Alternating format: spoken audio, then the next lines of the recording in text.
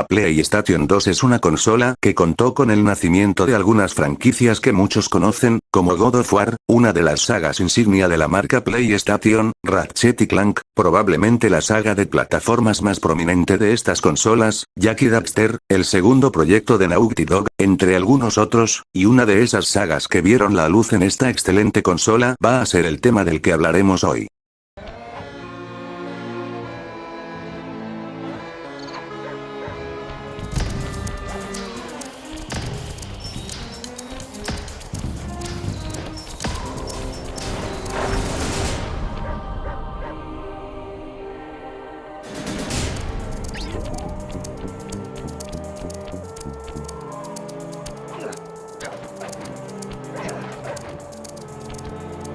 Hola a todos, soy Hana Michisagi en este nuevo video, y para esta ocasión voy a hablar de Sly Cooper y el Ladronius Mapachibus, o Sly Raccoon como se conoce en las regiones PAL, un juego de plataformas lanzado para la PlayStation 2 en 2002, y desarrollado por Sucker Punch Productions, compañía desarrolladora que hoy en día se le conoce por hacer Ghost of Tsushima, y la saga Infamous. Este es uno de mis juegos favoritos de la infancia, y ahora que lo rejugué después de años quise hacerle esta reseña, que también servirá como actualización al video que ya le hice hace años, que debo decir que hoy en día me da penita verlo. Antes de comenzar, vamos a ver un poco de trasfondo. Antes de Sly Cooper, el equipo de Sucker Punch ya había creado un juego para la Nintendo 64, Rocket Robot on Wheels, que no he jugado por cierto, que aunque no fue un éxito en ventas, sí que lo fue en críticas, lo que los motivó a continuar desarrollando juegos de plataformas, y decidieron firmar un acuerdo con Sony para sacar en su PlayStation 2 un plataformero en 3D.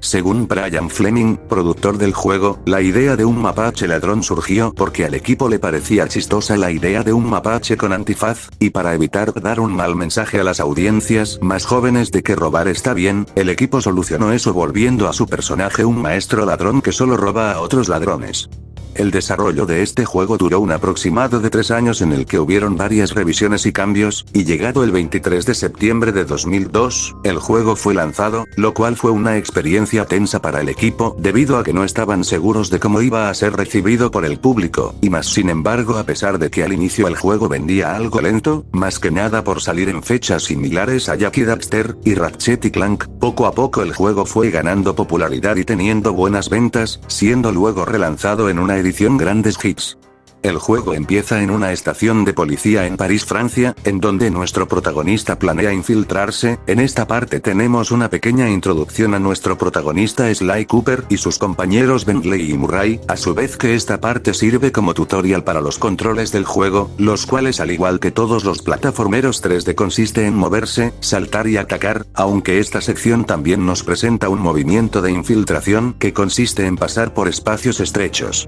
El control de este juego está bastante bien pulido, son bastante responsivos y cómodos. El salto de Sly aunque no posee mucha distancia vertical, posee un buen avance horizontal, es funcional para este juego, y el ataque es bastante rápido, y aunque a diferencia de otros personajes plataformeros Sly se mueva de forma más calmada, sigue existiendo el suficiente dinamismo para que no se sienta aburrido. La forma en la que está diseñado este tutorial también nos presenta de forma efectiva de lo que irá este juego, poniéndonos una pequeña sección de plataformas, y a su vez el hecho de estarnos infiltrando en un edificio ya nos adelanta que la premisa de este juego es la de ser un juego de plataformas combinado con sigilo. Y ya que hablamos de sigilo, este tutorial también aprovecha para enseñarnos lo que será uno de los obstáculos insignia de este juego y toda la saga, los láseres de seguridad, los cuales si tocamos en este juego se encenderá una alarma que los volverá rojos, y tocarlos una segunda vez nos dañará, y la forma de desactivarlos es destruyendo la alarma, y aunque aquí por ser el tutorial no pasará nada si tocamos una vez los láseres, en futuros niveles sí que será más conveniente no tocarlos ni una vez, pero ya profundizaremos en eso cuando hablemos del diseño de niveles. Después de infiltrarnos por la estación de policía, llegamos a una caja fuerte en la que introducimos un código para robar un expediente, pero al intentar salir nos topamos con la inspectora Carmelita Fox, quien ejerce como la autoridad en este juego y rival del protagonista. Aparentemente esperaba a Sly para arrestarlo, y aquí tiene lugar una pequeña sección en la que debemos volver a la furgoneta de Sly mientras esquivamos los disparos del arma eléctrica de Carmelita, lo cual naturalmente no es nada difícil, pero sí añade algo que acción que le hacía falta a este inicio. Después de esto pasamos a una cinemática 2D narrada por Sly, en la que por fin se nos introduce la trama del juego. Resulta que Sly es descendiente de un linaje de maestros ladrones que roban a otros ladrones, como ya hemos dicho anteriormente, y la familia Cooper ha estado registrando sus secretos para ser un buen ladrón en un libro llamado El Ladronius Mapachibus. Así es, el mismo libro que le da título a este juego. Pero un día en la infancia de Sly, cuando él estaba a punto de heredar el libro, su casa es invadida por un grupo llamado los 5 Malvados, sí, gran nombre, los cuales, haciendo honor a su nombre, matan a los padres de Sly, arrancan las páginas del libro para repartirlas y se dispersan a cometer crímenes. El por qué dejaron a Sly vivo es algo que se revela más adelante. Lo que sí no me terminó de quedar claro es el por qué se repartieron las páginas del libro en lugar de destruirlo, quizá para robar sus secretos, pero no se sabe. Después de esto, Sly acaba en un orfanato donde conoce a sus dos amigos que en el futuro serían sus compañeros de robo, Bentley, una tortuga que Sly describe como un genio, y Murray, un hipopótamo descrito como un buen conductor pero a la vez como una molestia. Qué amable es Sly. Ahora en tiempo presente, Sly y sus amigos buscan darle caza a los 5 malos malotes, cuya información se encuentra en el expediente que Sly robó al inicio del juego. Esta introducción no es que sea nada del otro mundo, pero como motivación para progresar en el juego y vencer a los villanos queda bastante bien. Se nos muestra de buena forma las motivaciones y objetivos de nuestro protagonista para obtener su venganza, demostrar que está a la altura de su legado y recuperar lo que le pertenece, lo cual es funcional, y si es suficiente para simpatizar con los objetivos de Sly. Después de este punto la historia tendrá una fórmula tipo el malo de la semana. Cada vez que entremos a un mundo, Sly le estará siguiendo el rastro a uno de los 5 malos malosos para infiltrarse en sus instalaciones, enfrentarse a ellos para luego recuperar las páginas que le robaron, y así irá la historia por los primeros 4 mundos, y en cada uno tendremos una cinemática que nos pondrá en contexto de los pasados de cada uno de estos villanos, a su vez que en los primeros niveles se nos muestra qué clase de crímenes cometen, por lo que aunque la estructura de la historia en general sea simple, me gusta que no se le deje totalmente de lado como en otros plataformeros y se le dé su espacio, además de que esto le da una razón de ser a los niveles, que frecuentemente contarán con elementos que tienen que ver con los crímenes que cometen los jefes de cada mundo, y para una historia que tiene un tono mayormente cómico, una estructura así es más que funcional. Eso sí, el juego al menos en su versión de PS2 no cuenta con voces ni subtítulos en español, siendo que estos se añadieron hasta la versión de PS3, lo bueno es que en parte gracias a las cinemáticas 2 de la historia, se entiende en su mayoría aún sin saber inglés. Una vez pasados el tutorial y las primeras cinemáticas, comenzaremos la aventura de nuestro mapache favorito, y el juego rápidamente nos mostrará cómo estará estructurada dicha aventura. El juego consta de 5 mundos, cada mundo al menos entre los primeros 4 se compone de 7 niveles, un hub world y una batalla de jefe. Uno de los niveles siempre servirá como introducción al mundo en el que estamos, y que debemos superar para llegar al hub world desde el cual se acceden a los otros 6 niveles. Dentro de los hub world inicialmente tendremos para escoger 3 niveles, excepto en el primero donde de inicio nos dejan escoger 4 niveles, y para desbloquear el resto de niveles nos piden un cierto número de llaves, que son la recompensa que nos darán por terminar cada nivel, y las llaves son un objeto único, o sea que si regresamos y completamos el nivel una segunda vez ya no encontraremos una llave, sino que solo saldremos del nivel. Como es de esperar, los primeros niveles a los que nos dan acceso suelen ser los más fáciles de cada mundo, mientras que los que se desbloquean con llaves suelen tener desafíos más complejos.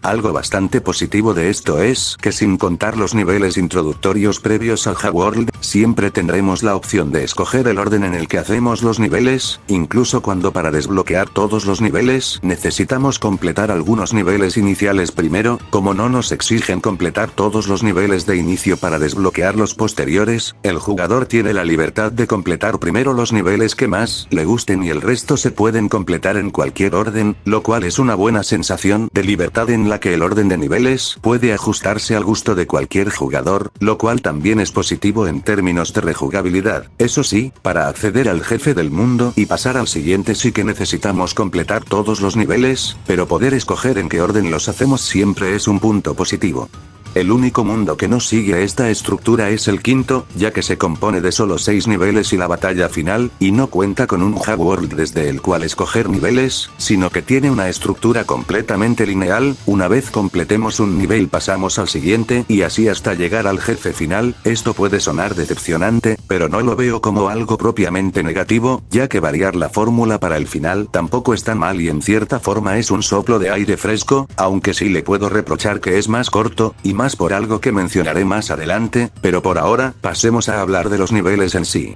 Los niveles están diseñados de una forma similar a los de Crash Bandicoot, niveles plataformeros de avance lineal, y aparte de lo que ya vimos en el tutorial, durante los niveles normales contaremos con más movimientos, ya sea escalar por cuerdas o postes, balancearse en ganchos, pararse en superficies muy estrechas o deslizarnos por cuerdas. Los lugares donde podremos hacer estas acciones son resaltados con auras azules con el fin de que no se confundan con los demás elementos del escenario. Estos movimientos es algo que le da su identidad propia al juego, pero para que no se hagan aburridos el juego pone obstáculos que atravesar mientras hacemos estos movimientos, o en su defecto nos piden hacerlo bien para no recibir daño de caídas por ejemplo. Esto en los niveles se balancea bastante bien con el plataformeo para que sí se sienta que hay equilibrio y ninguno opaque a otro, sino que en conjunto formen una jugabilidad dinámica. Durante estos niveles encontraremos diversos tipos de enemigos, los cuales al estar en niveles con una estructura lineal casi siempre estaremos obligados a enfrentarlos. Los ataques de estos suelen variar entre tener corta o larga distancia, y aunque no suelan suponer un gran reto para enfrentar, salvo por un enemigo que mencionaré más adelante, y que todos mueren de un solo golpe, sí que cumplen muy bien su función de ser un obstáculo para el jugador, y cada mundo introduce nuevos enemigos y no se repiten de niveles anteriores, dándole al juego una buena variedad de estos.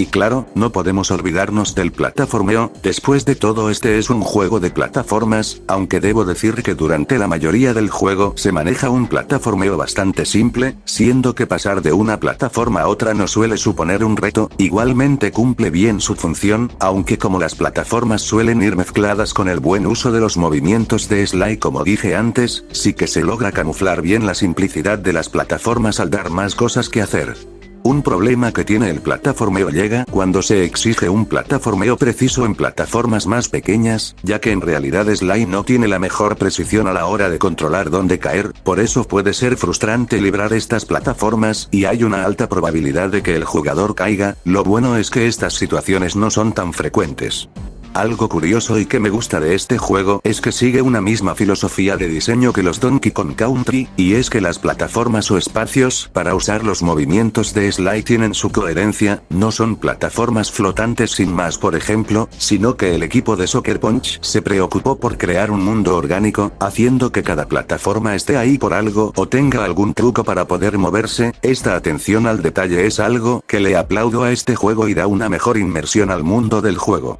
Sin embargo, algo a lo que el juego le pone mucho énfasis son a las partes de sigilo, y es que no solo los movimientos de Sly son dignos de un juego de sigilo, sino que el diseño de nivel respalda fuertemente esta temática. Regresando a los láseres de seguridad que ya había mencionado antes, se le suman también luces de seguridad, que siguen la misma premisa de los láseres: tocarlos una vez los volverá rojos, y tocarlos una segunda vez significa recibir daño. Estos elementos son los que le dan peso a la temática del sigilo. Los láseres y las luces suelen variar entre estar en las paredes, el piso o ser un obstáculo más en el camino de los niveles, y estos son posicionados de tal forma que solo puedan ser esquivados con habilidad, paciencia o buscando otro camino. En casi todos los niveles plataformeros incluyen un desafío que involucra estos obstáculos, aparecen junto a algún enemigo o esquivarlos es el foco del diseño, y las alarmas para apagarlos solo se encuentran al final del tramo dedicado a estos obstáculos, y hay niveles en los que hay más de un tramo así, por lo que se vuelve una parte fundamental de todo el juego. Esto, aparte de darle una identidad más propia al juego para apartarlo de ser solo otro Crash Bandicoot, también le da al juego más variedad a los niveles, ya que al combinarse con los obstáculos normales, plataformeo y enemigos, se logra crear un gameplay bastante variado que en ningún momento aburrirá por lo vivos que se sienten los niveles gracias a estos elementos, además de que buena parte del desafío gira en torno al sigilo, pero ya hablaré un poco más adelante de la dificultad. Pero el sigilo no se queda solo en los láseres y las luces, hay un tipo de enemigo que aún no he mencionado, y son los guardias con linterna, el tipo de enemigo más importante de este juego y todas las secuelas de la saga. Estos guardias tienen la premisa de que a diferencia del resto de enemigos, solo te verán si entras en la luz de sus linternas, porque están bien cegatones al parecer, y al mismo tiempo son los enemigos más letales del juego, sus ataques son muy rápidos y son teledirigidos, por lo que no pueden ser esquivados, a no ser que algo bloquee sus proyectiles, algo improbable que pase, por lo que no ser visto por estos guardias es algo indispensable. Y esto no es tan sencillo como solo rodear su luz, ya que estos guardias suelen estar posicionados de tal forma que solo se pueden evitar siendo paciente u observando el entorno, ya que o hacen un recorrido específico, mueven sus luces o están quietos vigilando un lugar importante, y si te acercas mucho a ellos te detectan, por lo que las opciones son medir bien la distancia o atacarlos rápido antes de que te ataquen, y en uno que otro nivel alertan a otros guardias si te detectan, añadiendo al sentimiento de no querer ser detectado y motivando aún más a evitar que te vean, y a su vez dando aún más variedad a los niveles. Con todos estos elementos que he mencionado, los niveles plataformeros cuentan con un rico diseño de nivel que usan todo lo mencionado antes para que se sientan divertidos y dinámicos, a pesar de tener progreso pausado por su naturaleza de sigilo, siempre ofreciendo algún tipo de reto al jugador, y por ende no pienso que haya realmente algún nivel malo o mediocre dentro de los plataformeros, quizá con una pequeña excepción que mencionaré más adelante. Y a pesar de que los niveles sigan una misma fórmula lineal, hay algunos que cuentan con alguna variación, no muchos, pero los hay. Están los dos niveles en los que regresa Carmelita, que al igual que en el nivel tutorial consisten en ella atacándote con su pistola de rayos, que aunque los proyectiles sean lentos y fáciles de esquivar, el hecho de no poder quedarte quieto en un solo lugar más el hecho de que en estos niveles también hay desafíos plataformeros les da un frenetismo bastante bueno. También está el nivel cuya segunda mitad consiste en una persecución que es complicada al no poder cometer tantos errores, a pesar de su dificultad es un nivel bastante bueno y es una lástima que sea el único nivel con esta estructura, y estas serían todas las variaciones que ofrece el juego al menos en los niveles de plataformas, como dije no son muchos, pero son una buena forma de dar algo diferente. Creo que este es un buen punto para comenzar a hablar de la dificultad, y es que algo que caracteriza la dificultad de la saga es que es bastante accesible para jugadores novatos, pero sin dejar de lado a jugadores algo más experimentados, y este juego no es la excepción. La dificultad en general de este juego no es muy elevada, siendo que tanto el plataformeo, combate y los obstáculos son bastante manejables por jugadores que no tengan mucha experiencia en estos juegos, especialmente en los dos primeros mundos. Sin embargo, esto no quiere decir que el juego sea un paseo por el parque, ya que aunque sea fácil el juego constantemente pone a prueba al jugador con los elementos que ya mencioné, ya sea pidiendo habilidad para esquivar algún obstáculo, esquivar ataques de los enemigos en las partes de plataformeo y sigilo. Buena parte de la dificultad del juego gira en torno a las partes de sigilo, debido a que es donde cometer un error se puede pagar más caro, ya que es cuando se puede encontrar mayor complejidad en cuestión a cómo están posicionados los obstáculos o guardias con linterna, ya que mientras el plataformeo aunque pide habilidad en su mayoría lo librarás sin mucho problema, es en el sigilo donde el juego le pide al jugador ya sea paciencia, estar bien coordinado con los saltos o estar atento al entorno, creando un desafío que aunque tampoco sea muy elevado, si logra ser el adecuado al no llevar al jugador de la mano. A esto se le suma la buena curva de dificultad, siendo que en los primeros mundos tendremos una dificultad amigable que nos permite acostumbrarnos a los controles y a la estructura del juego, para cuando lleguemos al tercer y cuarto mundos se presenten niveles algo más desafiantes, y finalmente para que en el último mundo se presenten los mayores desafíos del juego, aunque el último mundo es todo un tema que tocaré más adelante. Y ya que hablo de la curva de dificultad, debo hacer una pequeña pausa para mencionar que el cuarto mundo no siempre fue planeado como tal, sino que en realidad iba a ser el primero, según el equipo de Sucker Punch. Este mundo lo hicieron al final porque creyeron que su experiencia diseñando los demás mundos les iba a ayudar a crear un muy buen primer mundo, pero no fue así, ya que a la hora de testearlo se encontraron con que era demasiado difícil para ser el primer mundo, por lo que terminaron convirtiéndolo en el cuarto, algo que a mi parecer fue lo mejor. El primer nivel de este mundo ya tiene peligros con precipicios, muchos guardias con linterna, obstáculos difíciles de esquivar, siendo el nivel introductorio más desafiante entre los primeros 4 mundos. De igual manera los demás niveles de este mundo no considero que tengan el reto más amigable para empezar, en contraste con los del que terminó siendo el primer mundo, donde encontramos niveles menos exigentes con los que el jugador puede introducirse perfectamente a las mecánicas del juego. Igual no sé hasta qué punto fue modificado el mundo 4, y debatiblemente algunos niveles son menos difíciles que los del mundo 3, pero fuera de estos detalles nos encontramos con una curva de dificultad bien hecha. Pero bueno, llegó la hora de hablar del sistema de daño y vidas en este juego. Durante el juego encontraremos monedas, estas funcionan como se esperaría en un juego de este tipo, al recolectar 100 se nos dará una vida, y estas monedas podremos encontrarlas ya sea avanzando por los caminos o rompiendo objetos, que por cierto en este juego hay muchos objetos que se pueden destruir, añadiendo a lo orgánico de sus niveles, y gracias a esto obtendremos monedas en abundancia, entonces gracias a esto obtendremos muchas vidas, ¿verdad?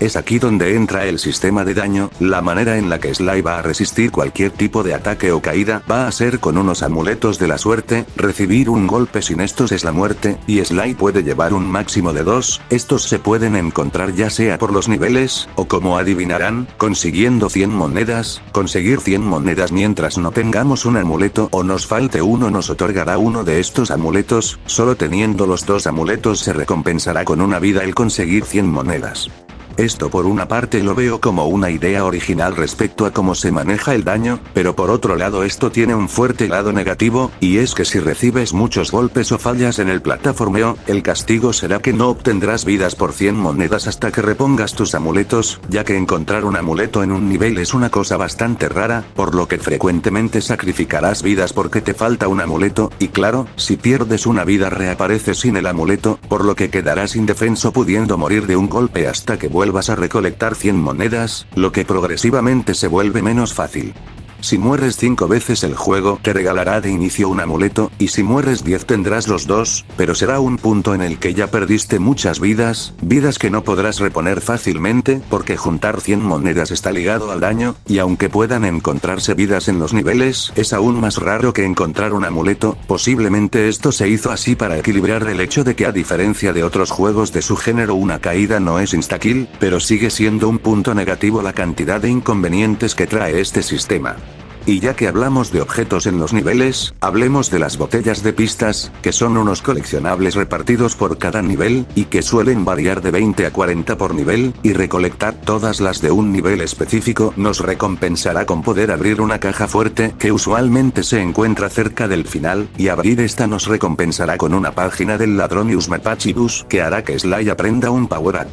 La adición de estas botellas me pareció una excelente idea, son una buena forma de rejugabilidad, pero a la vez siendo posible que un veterano las consiga de una tampoco son backtracking forzado, e incluso si debes volver al nivel tampoco es tan molesto siendo que las que ya obtengas no tendrás que obtenerlas de nuevo, y son estas las que más incentivan a la exploración o a tomar rutas arriesgadas en los niveles, además de hacerlos sentir más vivos, y esto también da más desafío al juego, ya que aunque algunas estarán a simple vista, otras estarán muy ocultas y se necesitará estar atento al entorno, aunque no siempre será una tarea cómoda por cómo funciona la cámara. La cámara no se mueve de forma vertical, solo horizontal, lo cual para progresar de forma normal en los niveles es más que funcional, teniendo incluso algunos planos automáticos interesantes, pero empieza a volverse algo molesto en el momento en el que quieres explorar, pero no puedes ver que tienes arriba y abajo, es un defecto pero tampoco afecta demasiado al juego ya que mayoritariamente no causará problemas.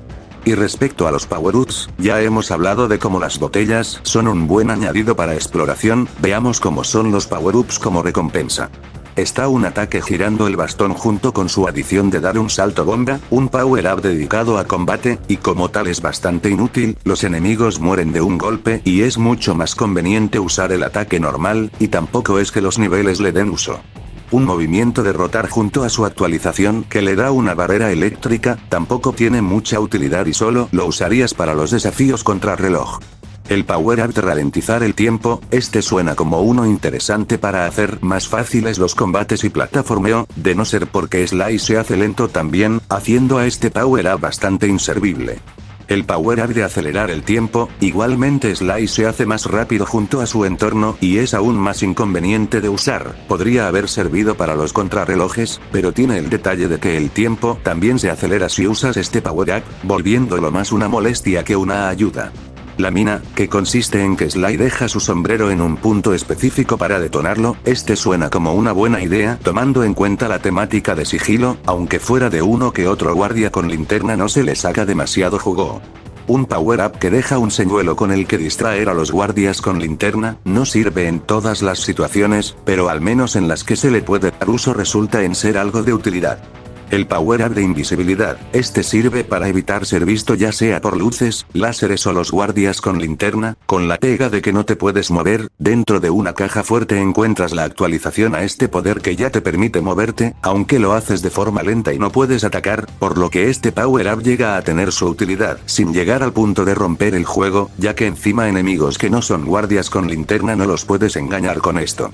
El power-up de detener el tiempo, el más roto del juego, ya que haces que todo en tu entorno se detenga por un tiempo limitado mientras tú puedes moverte libremente y eliminar enemigos. Está en una caja fuerte en la que es necesario terminar el juego y abrir todas las cajas fuertes anteriores para obtenerlo, por lo que tampoco es tan grave que esté tan roto. También hay power-ups de efecto pasivo como uno que atrae monedas cercanas o los que permiten rastrear botellas, los cuales vienen bastante bien, unos que anulan el daño por caer al precipicio o al agua, que aunque puedan ser rotos al ser de las últimas recompensas por las botellas no tengo problema con eso, y uno que muestra los nombres de los enemigos junto a sus intereses, lo cual es un detalle curioso y simpático. Como vemos, los power-ups no fueron bien manejados del todo, ya que fácilmente pueden variar de servir a ser la inutilidad misma, lo cual les quita gracia como recompensa por obtener todos los coleccionables, que igual tampoco arruina del todo este apartado gracias a los power-ups que sí ayudan.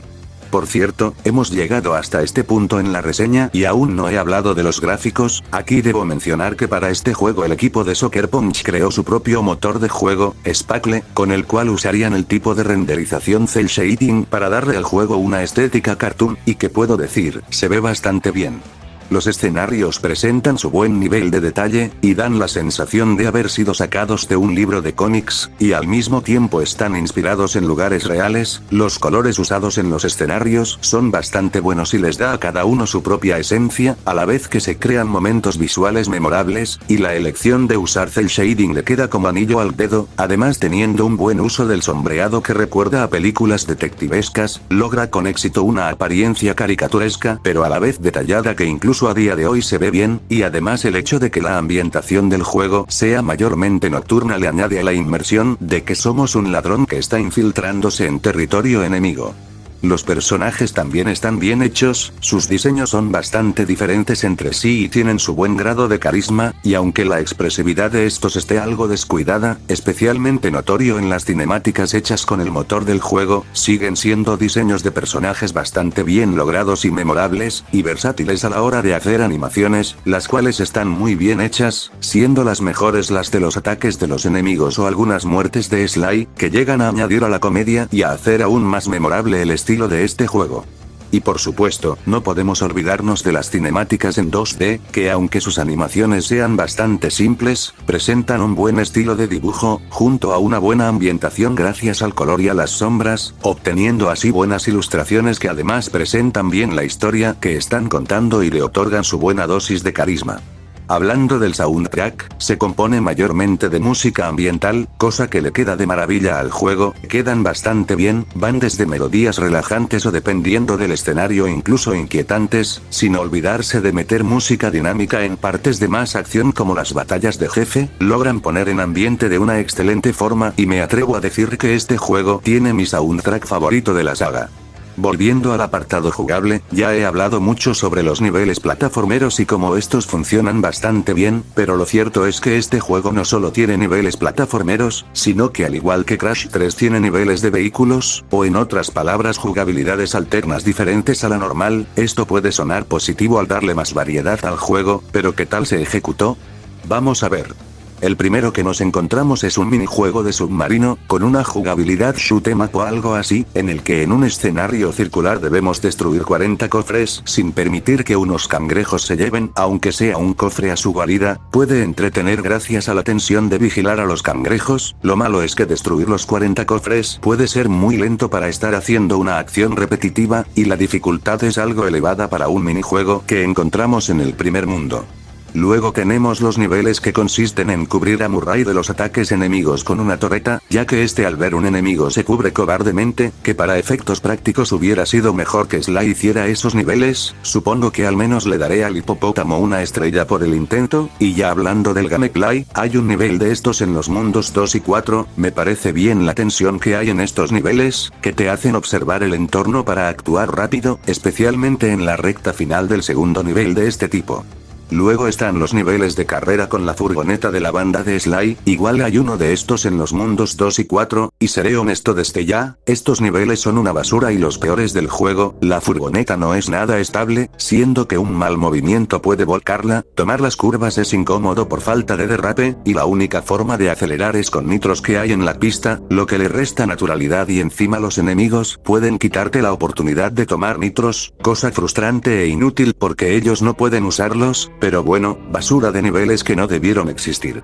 Luego está un nivel del mundo 3 en el que montado a un bote lanzallamas hay que encender unas antorchas en un límite de tiempo, y el combustible se obtiene asesinando vilmente a unas pirañas. Su mayor problema es el tiempo algo apretado para encender las antorchas, porque en sí es un nivel que se controla bien y puede ser divertido.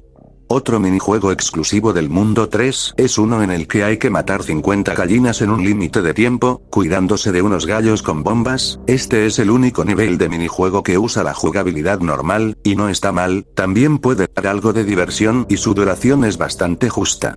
Por último está un vehículo disparador presente en los mundos 3 y 4, sus niveles consisten en abrirse paso en un nivel disparándole a todo enemigo que se cruce hasta llegar a la llave. Este vehículo igual se controla bien, sus niveles son simples pero cumplen para lo que es la jugabilidad del vehículo. Mi problema con estos niveles es que en ambos llega a un punto en que para crear dificultad simplemente saturan el lugar de enemigos, en lugar de un desafío interesante como estos han demostrado que pueden tener. Estos serían todos los niveles de vehículo o minijuego de los primeros 4 mundos. El quinto mundo también tiene sus propios vehículos y minijuegos, pero ya hablaremos de ellos cuando toquemos ese mundo. Como ya les mostré, estos niveles aunque son bastante simples, pueden ser entretenidos, con excepción de los niveles de carrera claro está, y por eso puede sonar a que se suma a los demás aspectos positivos que tiene el juego, pero tengo un par de problemas con estos niveles. El primero es que algunos de ellos rompen con la buena curva de dificultad que tiene en general el juego, ya que independiente de que sean buenos o malos niveles, pueden ser o muy fáciles o muy difíciles para el punto en el que se encuentran, por lo que puede ser frustrante que estés en un punto temprano del juego y te encuentres con una jugabilidad alterna más difícil que cualquier nivel plataformero en ese punto, o que estos te sepan a poco debido a que los niveles plataformeros que te encuentras en ese punto ya presentaban un reto mejor.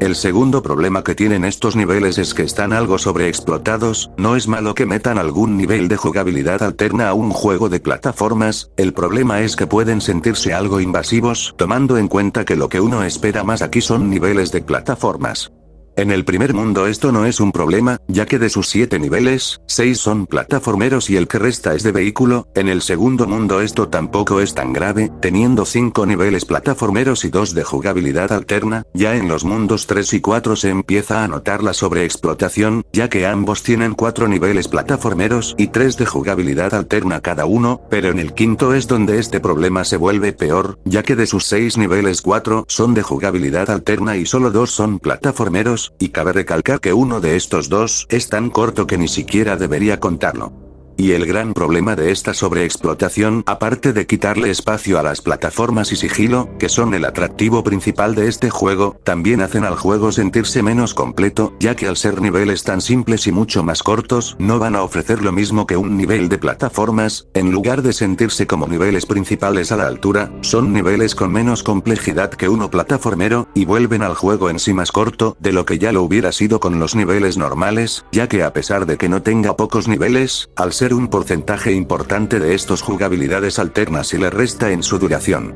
Al menos en su defensa puedo decir que estos niveles sí que cumplen en dar más variedad al juego para que no se caiga en la monotonía, y como dije antes, al final del día casi todos esos niveles son disfrutables. Y ya que hablamos de algunos de los problemas del juego, vamos a hablar ahora de los contrarreloj, que ya he mencionado antes, los cuales se activan al obtener todas las botellas y abrir la caja fuerte de un nivel, y consisten en acabar un nivel antes del límite de tiempo, y de una vez les digo, este es uno de los peores añadidos del juego. La idea de poner contrarreloj choca bastante con la premisa de ser un plataformero combinado con sigilo, ya que estos no son niveles que hayan sido pensados para ir a toda velocidad, por lo que esto se siente como una rejugabilidad forzada, y sumado a que los tiempos para completarlos suelen ser bastante apretados, y es tedioso tener que jugar de una forma específica para intentar pasarlos y obtener el 100% del juego, al menos los niveles de vehículos y los del mundo final no cuentan con contrarreloj.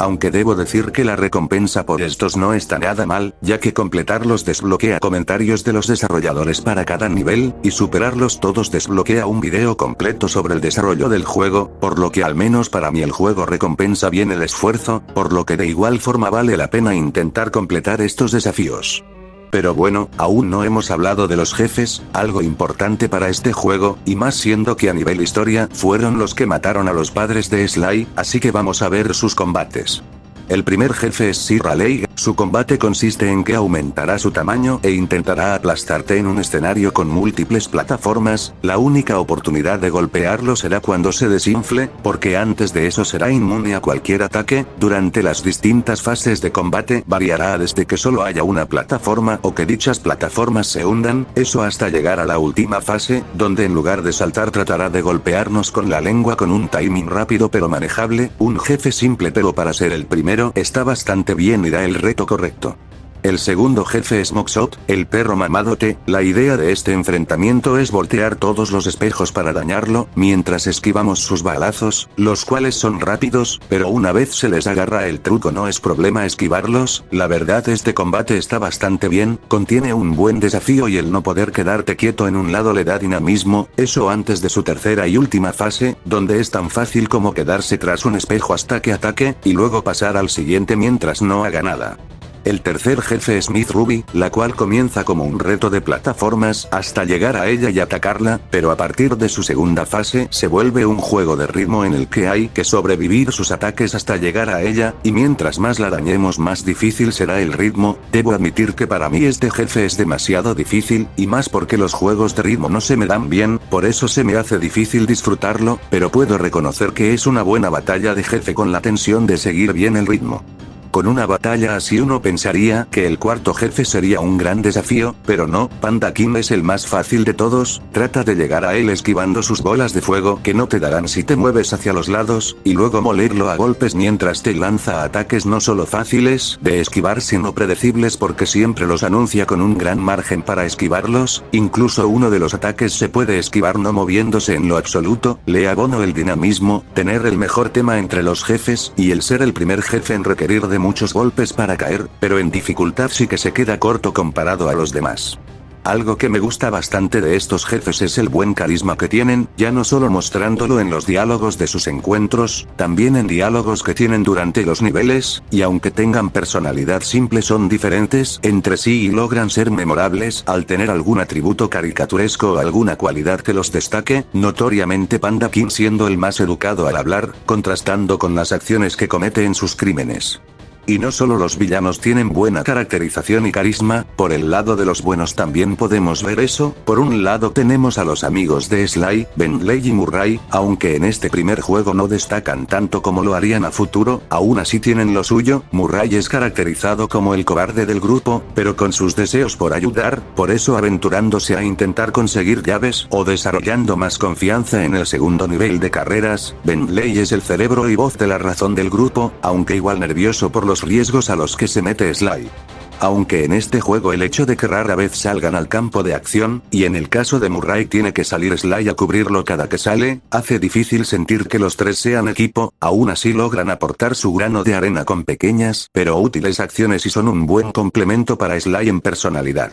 Y hablando de Sly, es un protagonista bastante carismático, es un tipo calmado, bromista y de buen corazón que no duda en lanzarse hacia el peligro, pero algo arrogante, en especial en cómo ignora advertencias de Bentley y en principio solo se embarca a este viaje por su venganza y recuperar las páginas del ladrón Usmapachibus, pero conforme avanza en su aventura sí que es motivado por hacer lo correcto, detener los crímenes de los villanos. Y también está Carmelita Fox, quien durante todo el juego está empeñada en encarcelar a Sly y es quien encarcela a todos los jefes una vez Sly les parte su madre. Ella es caracterizada como una figura de autoridad estricta y seria, que para ella todo es blanco y negro y ve a Sly al mismo nivel que otros criminales, además de ser temperamental pero tener buen sentido de la justicia.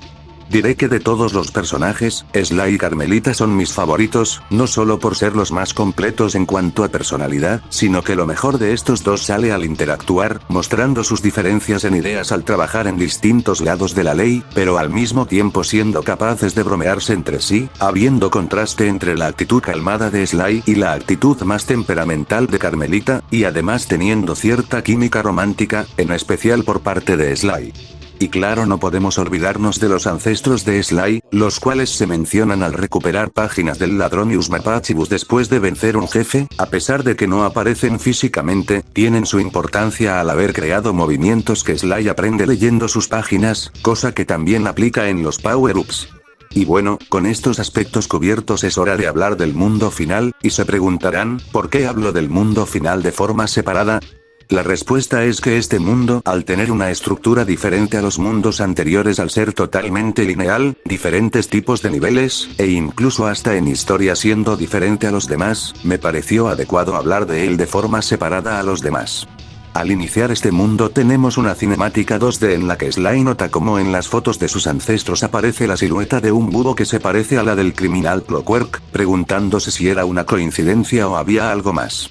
Tras eso pasamos al primer nivel del mundo, el cual es un nivel de vehículo en el que mientras la furgoneta avanza debemos destruir los enemigos, bombas o rocas de un derrumbe causado por Clockwork por su rayo de la muerte con una torreta que aprendieron a construir gracias a las páginas del Ladronius Mapachibus que tenía Panda King. Es un nivel decente con un buen reto, lo malo es que al no tener checkpoints, perder significa reiniciar todo, y este es probablemente de los niveles de vehículos más largos, por lo que estar avanzado pero tener que repetir el nivel puede ser frustrante. El siguiente nivel es otro de vehículo en el que debemos destruir 60 monitores con un ariete antes de que unos monstruos de lava hagan lo mismo. Este nivel usa el mismo control que los asquerosos niveles de carrera, pero curiosamente el control funciona mejor acá al ser más un minijuego de acción y no de ganar una carrera, lo que me hace pensar que el control de la furgoneta se hizo con este nivel en mente, por lo que resulta divertido, aunque sufre lo que dije del nivel de submarino de que quizás 60 monitores sean mucho para estar haciendo una acción repetitiva. En el siguiente nivel, Sly se da cuenta de que Clockwork atrapó a Carmelita y se dispone a salvarla, aunque Bentley le advierte que es una trampa. Entonces por fin pasamos al primer nivel de plataformas del mundo, el cual consiste en dar un pequeño rodeo para obtener un barril, que nos ayudará a superar una complicada serie de luces y llegar al final, y eso es todo. Es decepcionante que siendo el primer nivel plataformero del mundo, sea tan corto y fuera de las luces, es bastante simple comparado a lo que ya hemos superado. En fin, después de esto Sly llega con Carmelita, pero resulta que en un giro súper inesperado efectivamente era una trampa, y Sly queda atrapado en una cámara de gas, por lo que Bentley tiene que hackear el sistema de Clockwork para salvar a Sly. Es entonces cuando pasamos al siguiente nivel, un minijuego shoot 'em up parecido al del submarino en el que debemos recolectar códigos de seguridad cuidándonos de otros obstáculos y enemigos que nos intentarán matar. El lado negativo es que aunque resistimos 5 golpes, la dificultad es bastante elevada para ser el primer minijuego de su tipo, pero bueno, era de esperar siendo el mundo final, y por el lado positivo le da más participación necesaria a Bentley. Tras superar este nivel el gas se detiene y Sly recobra la consciencia, entonces libera a Carmelita y esta como pago lo ayuda a escapar, abriendo las puertas al siguiente nivel. Carmelita se extraña de que Sly la liberara después de estarlo persiguiendo, pero él aclara que no la ve como su enemiga, a diferencia de Clockwork, tras lo cual deciden hacer una tregua y trabajar juntos para vencer al malo mayor, lo cual es un tropo que me encanta bastante, ver a dos rivales unirse para vencer a una amenaza en común. Lamentablemente a Sly le quitan su bastón y como es un inútil sin él, Carmelita se ofrece a cubrirlo mientras lo recupera. Este nivel consiste en cubrir a Sly de una forma parecida a los niveles de Murray, pero con balas más rápidas, a cambio de tener enemigos más resistentes y rápidos, que piden estar atentos al entorno, a su vez que es más corto que los niveles de Murray, por lo que no se hace pesado y es probablemente el mejor nivel en su tipo. Una vez Sly recupera su bastón, pasamos al último nivel del juego, esta vez uno de plataformas, en el cual debemos subir el rayo de la muerte de Clockwork que se hunde en la lava para llegar a un jetpack que Carmelita dejó estacionado ahí. Este nivel no contiene enemigos y no tiene algún elemento de sigilo, y aún así este es de los mejores niveles del juego. El hecho de tener que avanzar rápido al ser una estructura que se hunde en lava añade una buena tensión al momento, pero también es un nivel que pone a prueba todo lo aprendido respecto al plataformeo y movimientos de Sly, siendo un tramo completamente desafiante pero justo que es bastante satisfactorio de pasar, volviendo a este nivel único dentro del juego y lo eleva a ser uno de los más memorables con diferencia, y contrario a la tontería que fue el anterior nivel plataformero, este tiene buena duración y le da un buen cierre a este mundo antes de pasar al jefe final. El último jefe se enfrenta en el jetpack, del cual primero se nos da un tutorial de controles, para luego por fin entrar en escena Clockwork, quien resulta ser un búho gigantesco y robótico, y este revela que en efecto era el que estaba en la foto de sus ancestros, y que su inmortalidad la consiguió gracias a sus deseos de venganza contra la familia Cooper. Y entonces comienza la batalla. La primera fase consiste en esquivar sus bolas de fuego, que tampoco son difíciles de esquivar, y cuando Carmelita le dispare a una parte de su cuerpo, es cuando debemos dañarlo en donde esté electrocutado. Al terminar la primera fase del combate, Clockwork revela que no mató antes a Sly porque quería probar que sin el ladrón y Usmapachibus el linaje de los Cooper no era nada, mientras él se convertía en el más grande maestro ladrón en lugar de la familia Cooper, un pensamiento raro puesto que el clan Cooper fue aprendiendo las técnicas de ladrón para luego plasmarlas en el libro, algo que incluso Sly le remarca. La segunda fase del combate consiste solamente de atravesar unos aros eléctricos para evitar ser dañados, lo que suena bastante sencillo, aunque el control del jetpack tampoco es la cosa más precisa del mundo y más con los controles invertidos, pero estando acostumbrado a los controles esta fase se convierte en la más sencilla de todas, y la forma de dañarlo es la misma que en la fase anterior. Después de la segunda fase del combate, Clockwork es derribado y así inicia la última fase del combate, la cual se lleva a cabo a pie, y consiste en un último tramo con láseres de seguridad, y esta es mi parte favorita del combate. No solo es la más desafiante, sino que el uso de los láseres le da un buen sentimiento de conclusión al juego. Al hacer uso de la parte de sigilo, al superar este tramo solo queda destruir la cabeza de Clockwork, mientras este le dice a Sly que nunca se librará de él. Debo decir que a pesar de que a este combate le falte dificultad en la mayoría del tiempo, me gusta bastante la forma en la que Sly y Carmelita trabajan juntos para derrotar a Clockwork, el escenario imponente, el glorioso soundtrack, los diálogos de Clockwork sumado a su chingona voz. Enough, Sly Cooper. It ends here. I'll finish you like I finished your father. Vuelven a esta batalla un deleite de jugar. Y en cuanto a Clockwork como antagonista, me parece que cumple perfectamente. Puede que haya preguntas como el desde cuándo acecha a la familia Cooper para haber logrado robotizarse, o el tema de conseguir su inmortalidad en base al odio que se explorará en la secuela, pero para lo que se vio aquí, logra ser bastante intimidante. Fuera del haber dejado vivo a Sly, el villano sí muestra inteligencia, y aunque sea unidimensional en el tema de su odio, no es un problema tomando en cuenta el hecho de que se robotizó a sí mismo por sus deseos de eliminar a los Cooper. Creo que es una buena representación de la pérdida de humanidad al dejarse consumir por un sentimiento como el odio y la envidia a la fama del clan Cooper, aunque quién sabe, quizá solo estoy sobrepensando un juego para toda la familia. Luego del combate, pasamos a una escena en la que Sly por fin tiene el ladrón y Usmapachibus completo, y reconociendo la ayuda de sus amigos Murray y Bentley, dejando atrás su arrogancia, y al mismo tiempo, Carmelita termina su tregua con Sly, pero le da 10 segundos para escapar. Sly no se mueve durante los primeros 9 segundos, y al 10º la besa dejándola distraída, momento que aprovecha para esposarla y poder escapar más cómodamente, pasando así a los créditos del juego. Pero aún queda una escena post-créditos, en la que uno de los ojos de Clockwork se activa, dejando las puertas abiertas para una secuela, lo cual no está mal como gancho tomando en cuenta lo buen villano que es Clockwork. También hay una escena extra al abrir la última caja fuerte pendiente en el juego, en la cual Sly se dispone a plasmar en el ladrón y Usmapachibus sus propias aventuras, lo cual es un cierre bastante bonito al ver a Sly poder dejar su huella en el libro de sus ancestros que trabajó tanto en recuperar. También hay unos cuantos detalles extra, como que al terminar el juego se desbloquea una versión alterna de la primera escena 2D en versión anime con una mejor animación y otros diseños, o la versión de PS3 que viene en The Sly Collection, pero como este video ya quedó demasiado largo, vamos a dejarlo por aquí y pasemos a las conclusiones.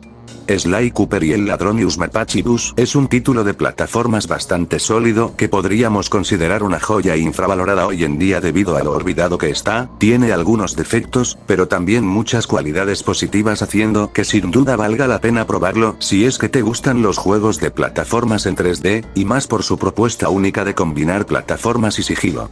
Y afortunadamente el título tuvo una buena acogida en críticas y ventas en su momento, lo que por supuesto hizo que el juego obtuviera una secuela, que estoy seguro que seguirá expandiendo y puliendo la fórmula del primer juego, o eso diría normalmente, pero lo cierto es que el segundo juego cambió por completo su estructura, pero eso es un tema para otra ocasión. Y bueno amigos, eso ha sido todo, si disfrutaron el video no duden en dejar su like y suscribirse al canal, me despido.